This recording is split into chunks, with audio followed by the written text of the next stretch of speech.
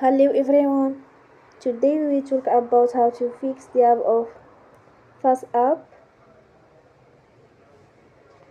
We will go to settings.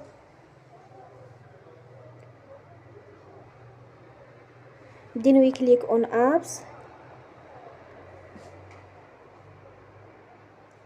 After that we will search the app FaceApp and we click.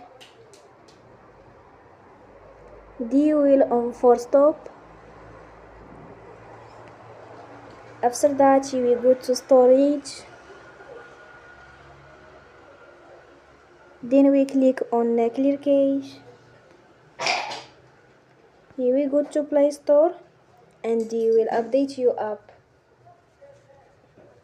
Don't forget to support us by like and subscribe.